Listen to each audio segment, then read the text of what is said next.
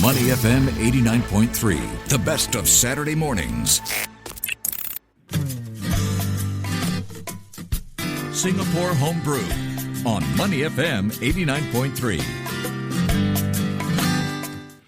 Our Ocean Purpose Project is a social enterprise founded by Matilda Da Silva in 2020.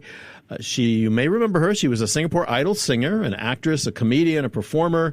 She's worked as a print and broadcast journalist. She has done so many different things.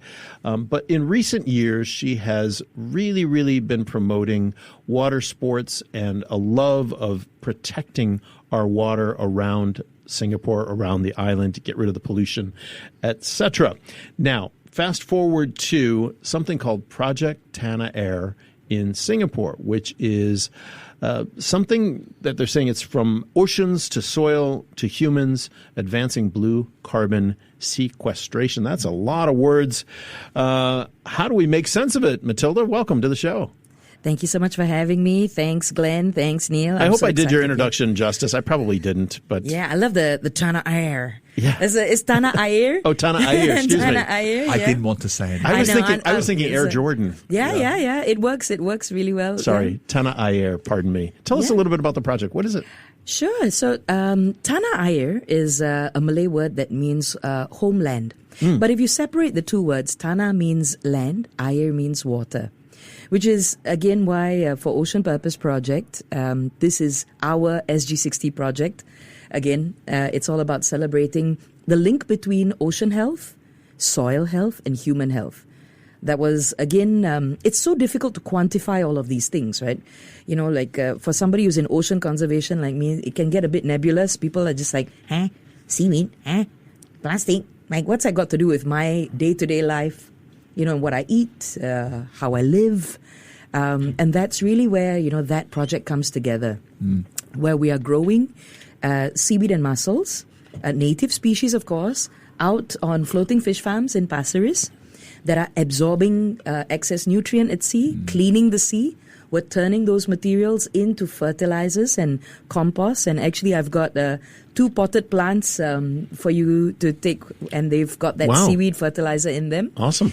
And then we're growing Ayurvedic, jamu, and TCM herbs. So I've also got a tin of dried teas for you that feature different kinds of TCM plants like mugwort, like blackface general, like Sabah snake grass, Ayurvedic plants like moringa, as well as jamu plants, like all the different kinds of gingers. So, and these are to brew for tea. That's for brewing for tea. Oh. So that's again where, it's fascinating, the link between what's possible in my little beach town in Pasir, that, the seaweed and how that comes together with the soil and with produce. So that's why I came with a little basket of stuff.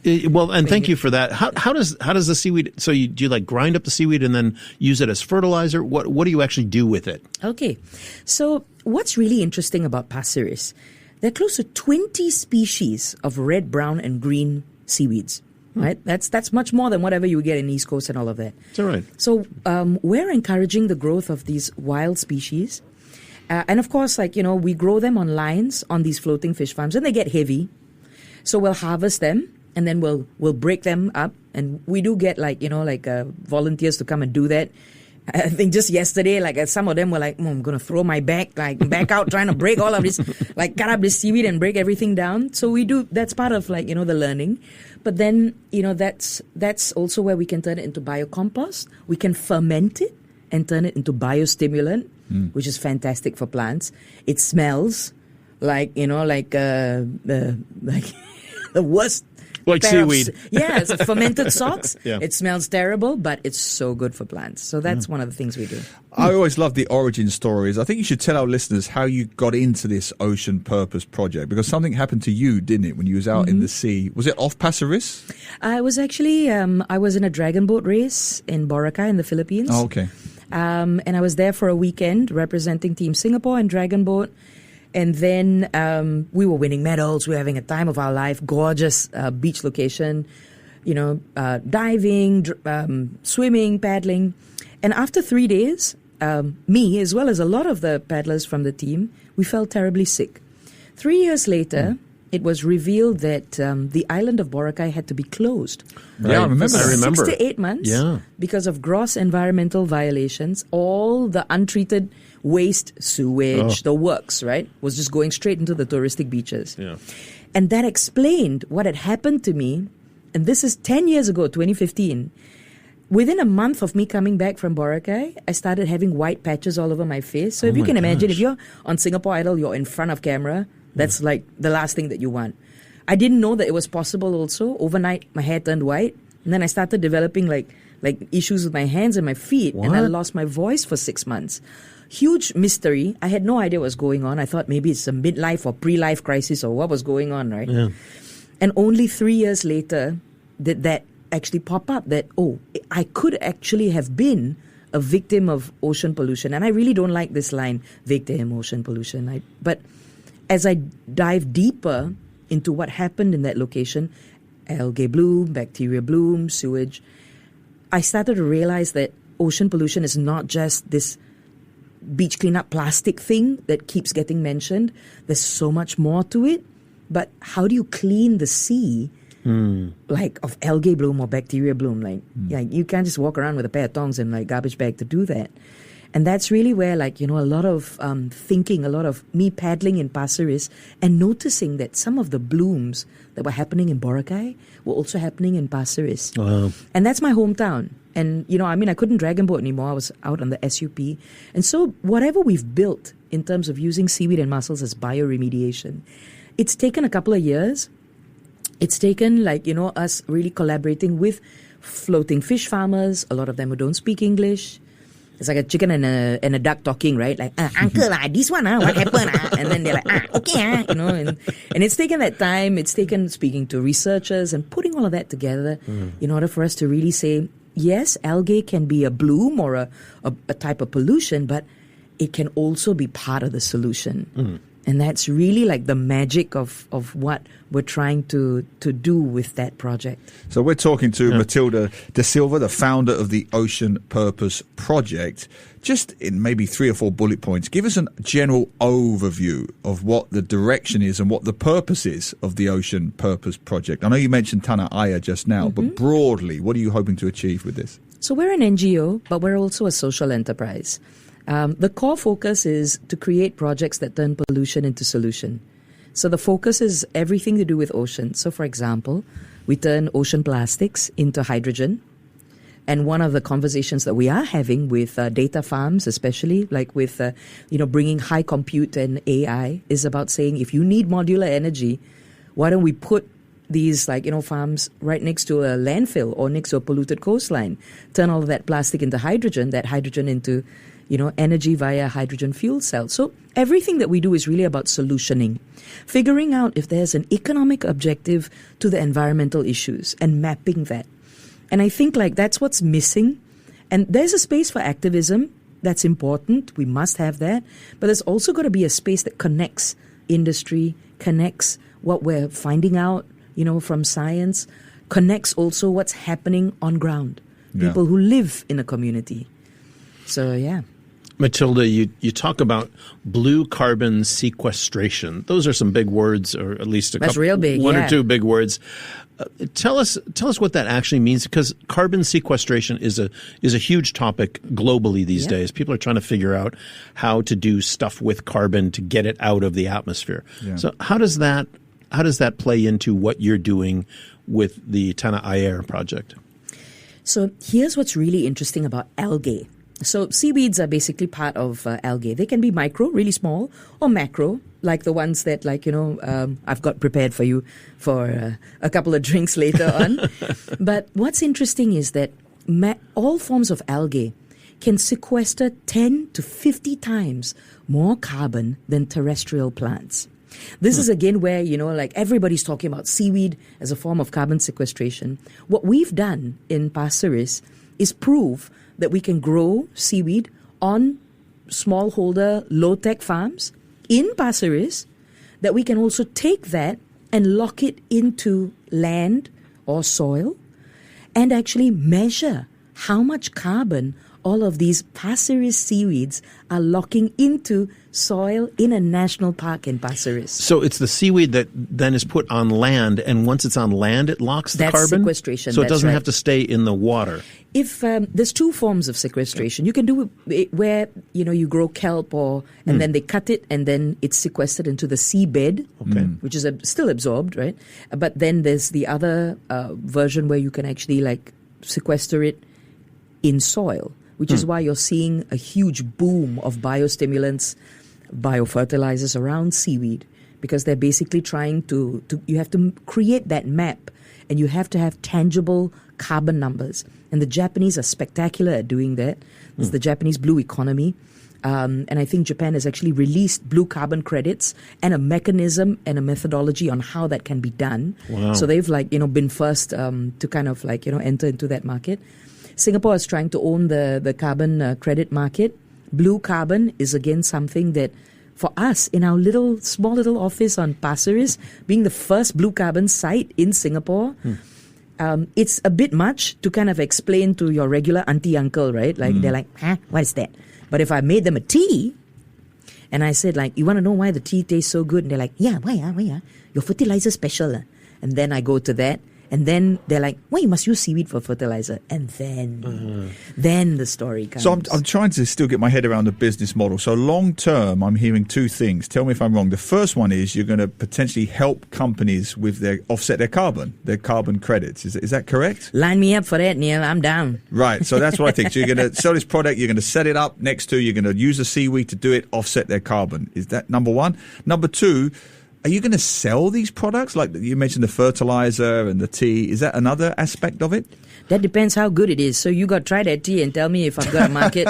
And if it ain't good enough, it ain't going to fly. So let's see how it goes. But I think, definitely creating bioproducts and services, that's the core aim. Right. Because, what we want to do is to map and prove that it can be done. But what's more important for me is not just going off and selling like seaweed, Matilda's own seaweed tea. fertilizer and like her tea and all that. What's important for me is creating the business case for the whole of Southeast Asia, especially for coastal communities, the poorest of the poor, to be part of this blue carbon revolution. We're seeing massive amount of investment, millions of dollars going into these high-tech players, going into your spectacular startups. But it's the lowly paid or, seaweed farmer, the Bajau indigenous person up in Sabah and Sarawak, who's generations of seaweed experts, they're not getting that piece of that blue carbon miracle pie. How do we create that economic case, that livelihood case, that ecosystem case? That's again where we come in to do it ourselves, prove it can be done in Pasir, and then scale. We're talking with Matilda De Silva, who is the founder of the Ocean Purpose Project. That's a lot to say. I know. You can just go. You can go OPP. It helps. You know me. Do you have investors already? Do you have people backing this? That's what this radio interview is all about, Neil. Fair enough. Well, line me up. Get all those football teams that you're good friends with. Let's go. So let's talk. The investors is one element. What about the government? Is the government supporting you on this? Are they involved? It seems like a no-brainer, right? Yeah. We've got all of this seaweed around the island, especially in the East Coast in Pasir, and there's an easy way to make good use of it. What's the government telling you? How are they involved? So we work very closely with, for example, Maritime Port Authority. We're really lucky to be invited to some of their very technical sessions on, IMO, decarbonization and all of that stuff. So we kind of get to sit in on that. We're part of, I think we're the second time SG EcoFund winner with Ministry of Sustainability and Environment. But what I really love is the mentorship that we receive. It's not super sexy. It's really boring having to read through all of these papers, look through methodology, working with our MPs, right, who are like, can't we just take photo? Must I come and paddle with you out at sea? And Matilda, make it easy for me. I'm like, look, I made a homemade nasi lemak for you. There's something in it for you, but you got to do this 2 hours out at sea with me. You got to come and you got to see. And I think that's the kind of engagement with government that we've had and that we promote. What would you like the government to actually do for you in the next 6 or 9 months? That's a great question. I would love for us to have a sandbox for Pasiris. Literally, like all of these different agencies coming together and allowing us to be able to now capture data, real-time data, put all of that together into a dashboard, start to study how this could be a great case study for Pasiris as a truly eco beach town.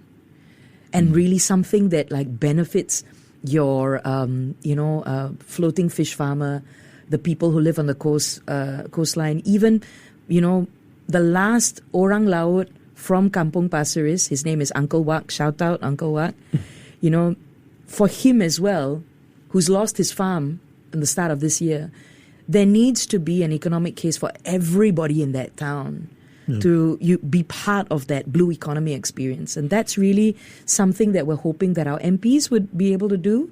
Also all of these different agencies. Just one last question on that. What would making money for Singapore Inc. look like from this project? How would they make money? How much money could they make from it? How much investment would it take versus return? I think, it has to be something that's linked to experience and placemaking. If I'm going to look at this as just a carbon credit, blue carbon credit mechanism, that's one thing. But it has to be something that people actually come to the town of Pasiris to be part of something like this. School children who come and learn how to kayak and get their 1 star, they basically do so by planting seaweed and mussel lines. And my dream is for every single young person who lives in Pasiris to rattle off all of the names of the different kinds of seaweed, all of their properties, to have already done experiments. So I think when we come to the amount of investment that it would take to do a project like this, it's really also about thinking, how could this be turned into ecotourism? How could this be turned into what Pasiris does as our products and services? We have blue carbon credits for Pasiris. We have alternative products like all of these, seaweed derivatives. We have these medicinal herbs, plant-based medicinals. And that's what's going to unlock the vision of what I believe as a resident of Pasiris to be.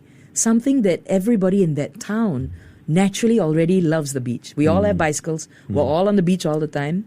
We just don't tell anybody, because we don't want our beach to turn into this super commercial place. But it's really about saying, if we're going to turn it into a place where the 140,000 people in that town are able to have jobs, also, create Pasiris-bound products, that's the goal of where we're going. That's the goal also that we're trying to spark the imagination of what the town could be. Love it. I love Pasiris anyway. It's one of my favourite places. I'll be cycling through it tomorrow. If anyone wants to know more about the Ocean Purpose Project, where should they go? So just go to our website. Recently, I can just see our web guy, right? He's like, I had to rush through the night just to get this up for you, Matilda. It's www.oceanpurposeproject.com. You can go on our social media. We're on Instagram, Facebook, LinkedIn, X. That's what it's called, right? TikTok. I don't know how many other platforms we're on, but YouTube, that's right. So you can find out. Fantastic. Thanks for being with us, Matilda. Really appreciate it. Thank you so much. Folks, thanks, Glenn. If you're Thanks, out there Ian. listening and you have any interest at all in exploring a new and interesting, exciting opportunity to not only do good, but also to maybe make some money, I think Matilda is your person to talk to. 100%. I'll invite you over to our beach office. We'll have a nasi lemak. Fantastic. Let's do it. Thanks, Matilda. Money FM 89.3.